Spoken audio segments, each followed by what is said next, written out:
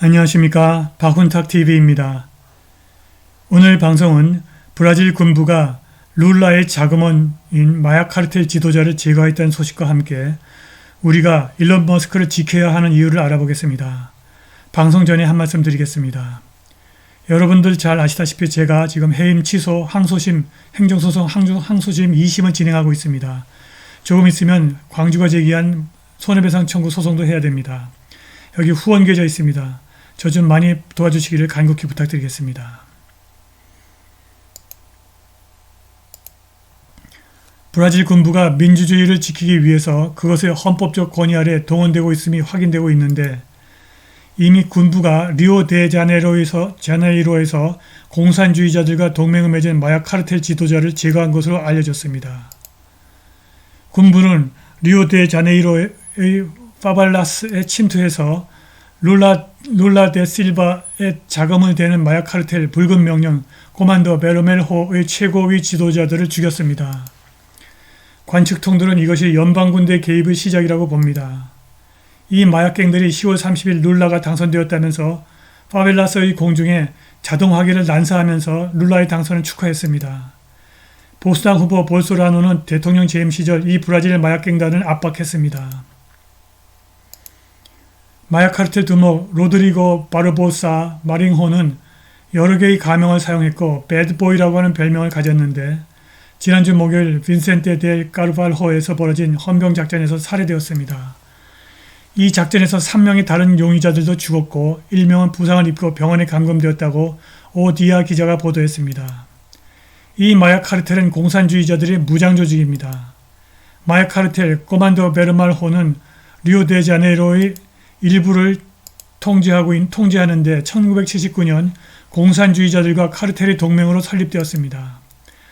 그들이 제거되면 내전 위험이 의미 있게 줄어들 것입니다.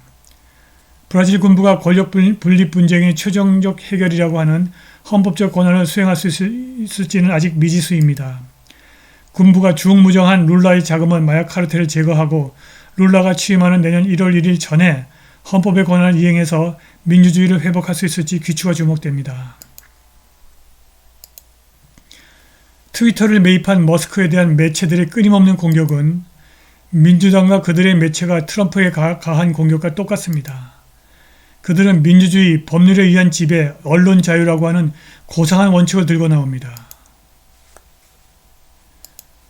민주당과 그들의 매체들은 트럼프가 러시아와 음모하여 2016년 대선에서 민주주의를 훔쳤다고 주장했습니다.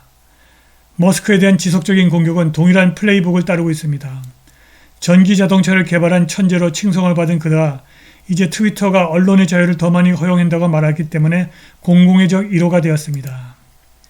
머스크의 적들은 그가 미국의 가장 소중한 가치인 언론 자유를 신정하기 때문에 그를 가장 큰 위협으로 간주합니다. 언론 자유, 바로 이것이 미국의 어두운 신비가 숨겨진 곳입니다. 컬럼니스트 쿠르트 틸히터는 머스크가 트위터에서 지배계급의 치명적인 비밀을 폭로한 것은 큰 실수라고 지적합니다. 틸히터는 남아프리카 공화국에서 이민 온 천재인 머스크가 미국에 도착해서 들은 이야기를 심각하게 받아들였는데 바로 그것이 엄청난 실수라고 말했습니다. 왜냐하면 그가 들은 이야기는 지배계급 룰링 캐스트 밖에서 말하고 듣는 것이고 지배계급이 하는 이야기와 똑같지 않다는 것입니다. 머스크가 들은 이야기는 미국에 오면 열심히 일하면 큰 돈을 벌 수 있고 언론의 자유가 있다는 것인데 우리의 지배계급은 열심히 일하는 것을 믿지 않습니다. 열심히 일하는 것은 우리에게만 적용되고 언론 자유는 오로지 지배계급에게만 적용됩니다. 머스크의 헌트 바이든 이야기 폭로는 지배계급을 당황하게 만들기에 충분했습니다.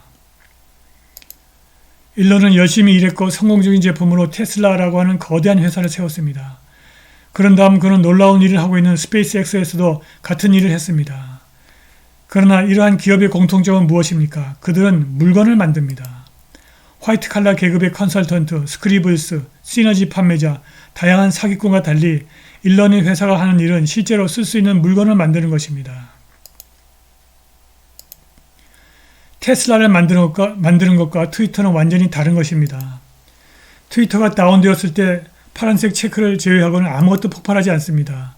트위터는 평범한 기능으로 작동했고 머스크는 빈둥거리는 건달의 다름 아닌 직원들을 대량 해고해버렸습니다.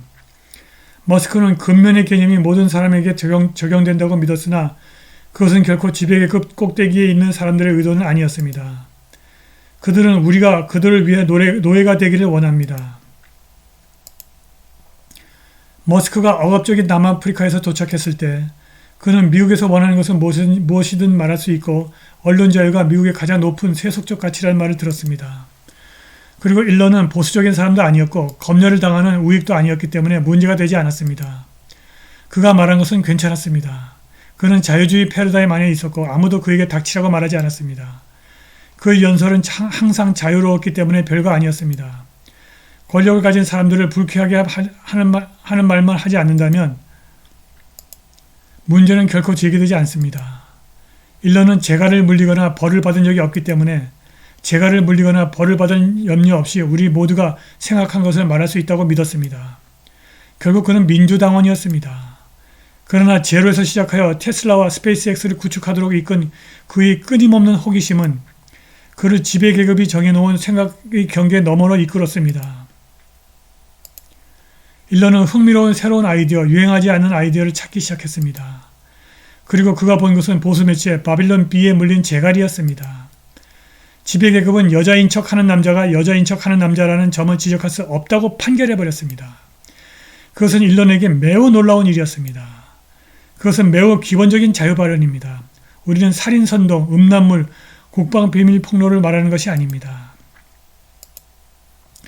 아니 단지 여자인 척하는 남자가 여자인 척하는 남자라는 신거 농담일 뿐이었습니다.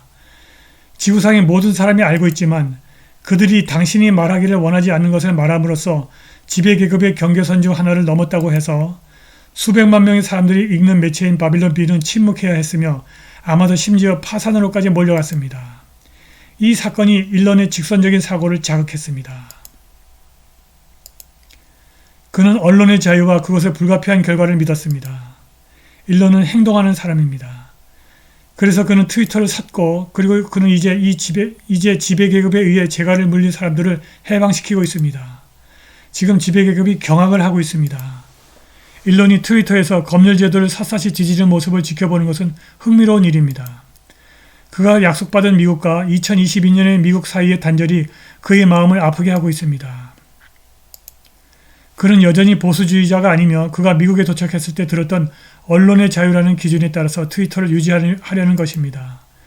그는 미국에서 가장 강력한 사람들을 포함한 다른 사람들이 승인하지 않더라도 원하는 것을 말할 수 있다는 말을 들었습니다. 그는 그 언론의 자유를 현실에서 만들고 있습니다. 우리는 그의 천진난만함이 지배계급의 부패한 핵심을 드러낸 것에 대해서 가장 큰 감사를 아끼지 말아야 합니다. 집권 세력은 보수주의자들이 자유롭게 발언할 수 있도록 허용되고 그들의 사업과 심지어 그들의 자유까지도 위협하는 것을 격분했습니다. 좌파의 압력에 따라 기업들은 트위터를 죽이려고 광고를 철회했습니다. 지배계급은 열심히 일한다고 거짓말을 했고 언론의 자유에 대해서도 거짓말을 했습니다. 언론의 자유는 그들만을 위한 것이고 적절한 범위 내에서만 우리에게 허용됩니다.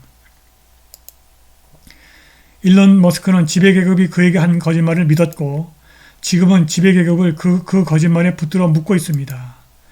그것이 그들이 그를 미워하는 이유입니다. 그것이 그들이 그를 파괴하고 싶어하는 이유입니다. 바로 그것이 우리가 머스크에게 감사할 뿐만이 아니라 그의 등을 돌봐야 하는 이유입니다. 오늘 방송은 여기까지입니다. 감사합니다.